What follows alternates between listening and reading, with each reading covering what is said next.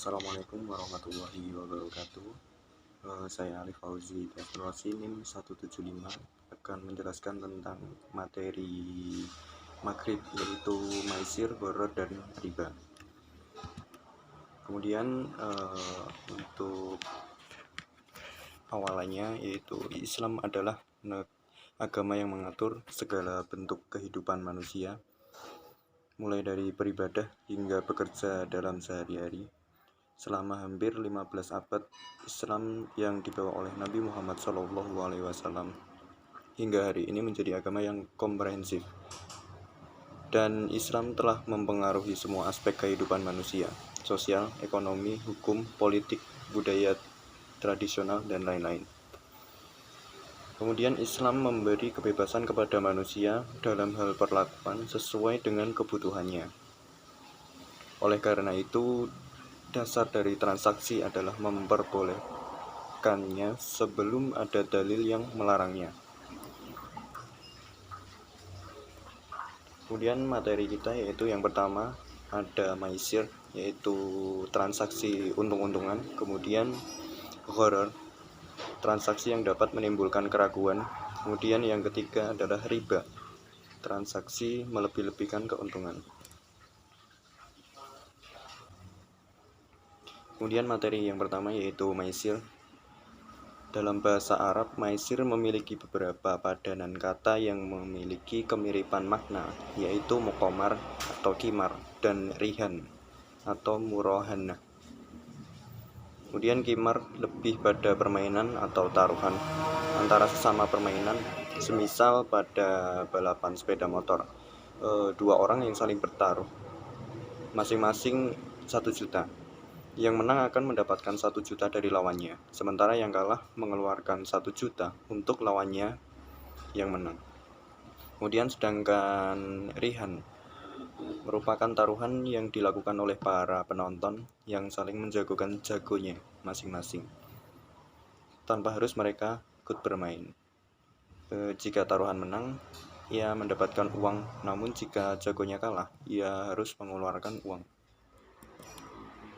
Kemudian praktek maisir pada masa jahiliyah terkenal sebagai 2 bentuk maisir, yaitu yang pertama al-muqattarah, adalah perjudian yang dilakukan antara 2 orang laki-laki atau lebih menempatkan harta dan istri mereka masing-masing sebagai taruhan dalam suatu permainan. Untuk yang kedua adalah al-tadziyah, yaitu perjudian yang dilakukan 10 orang laki-laki dengan menggunakan kartu yang terbuat dari potongan-potongan kayu. Kemudian maisir memiliki dampak hukum dalam transaksi yang dilakukan, yaitu haramnya transaksi tersebut. Kemudian yang kedua, tidak sahnya transaksi yang dilakukan. Seperti yang berdasarkan hukum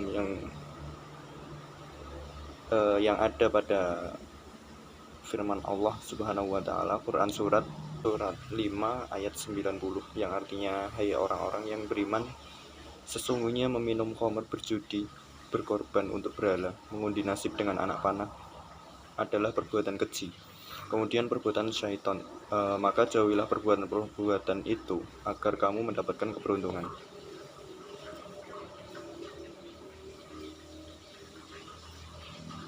Kemudian kita berlanjut ke gharar.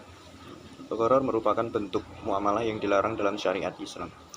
Dalam sebuah hadis, Rasulullah SAW bersabda dari Abu Hurairah, dia berkata, Rasulullah melarang jual beli hashad atau sejauh lemparan batu, dan jual beli gharar atau penipuan.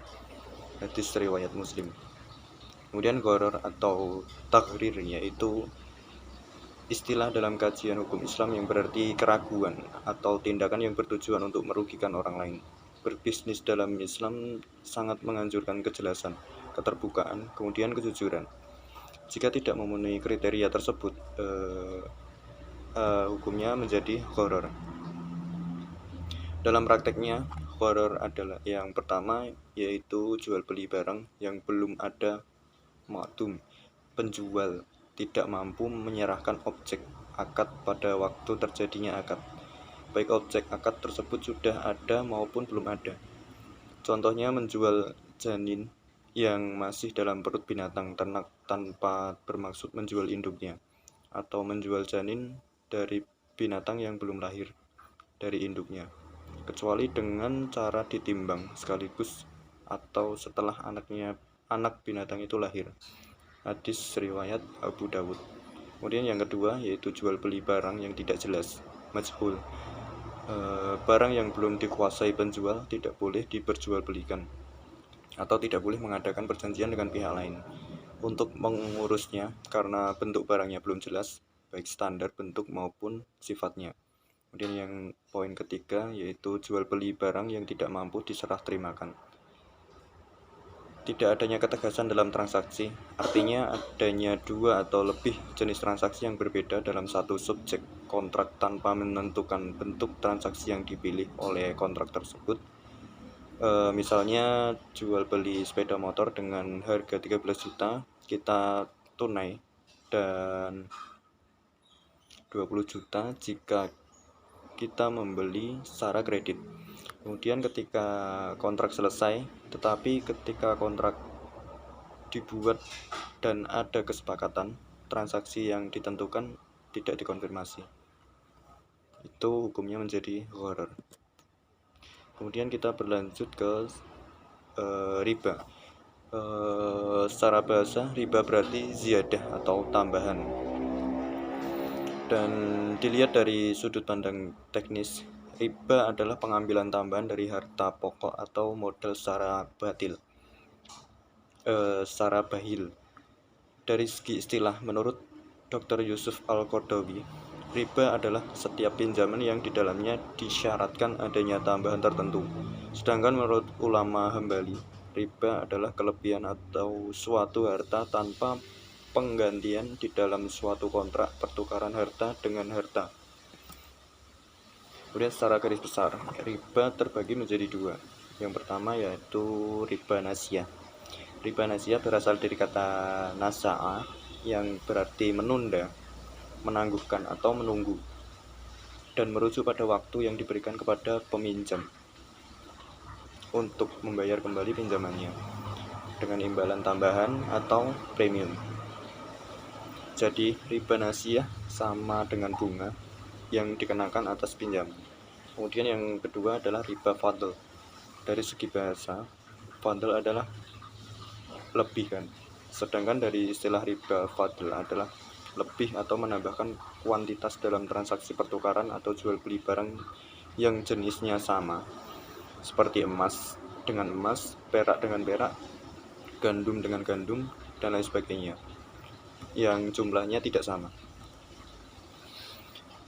Kemudian praktek riba yang pertama yaitu golongan yang termasuk ke dalam jual beli, yaitu riba fadl, pertukaran tadi, kemudian riba nasiyah yang telah dijelaskan. Kemudian untuk poin yang kedua ini adalah golongan yang termasuk ke dalam hutang, yaitu riba jahiliyah.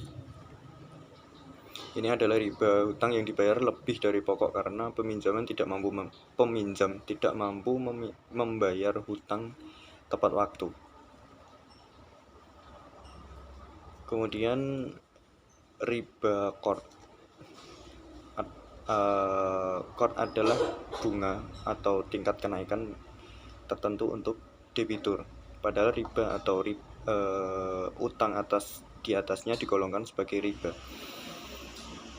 Misalnya dengan peminjaman uang 100.000 dan kemudian harus mendapatkan untung ketika itu didapatkan, atau misal lebih dari 100.000. Misal kita meminjam 100.000, kembalinya menjadi 150 atau bahkan menjadi 200 gitu.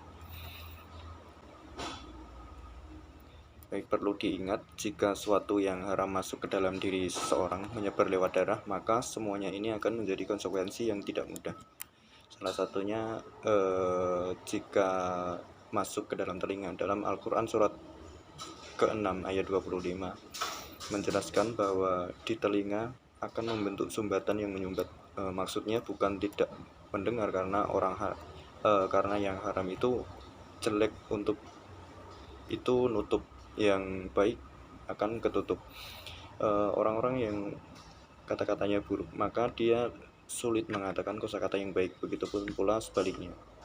Oleh karena itu kita yang masuk ke dalam ketika apa yang masuk ke dalam diri kita kemudian beredar lewat darah menjadi daging akan menutup pintu kebaikan. Maka jangan heran ketika kebanyakan orang tertutup pendengarannya untuk mendengarkan kebaikan. Maaf kalau mendengarkan keburukan cepat masuk dan yang baik susah masuk.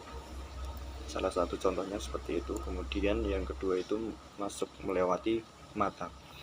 Dalam surat Al-Baqarah ayat ke-7, di matanya ada penghalang sehingga dia tidak bisa membedakan mana yang baik dan mana yang buruk. Kemudian yang ketiga adalah melalui sentuhan, yaitu tangan atau yang lainnya. Menyentuh yang haram jika tidak diperbolehkan apalagi mengkonsumsi. Ketika orang terbiasa dengan yang haram, maka ia sudah senang dengan yang haram. Jika yang haram sudah menguasai dirinya, maka yang halal cenderung terhindari.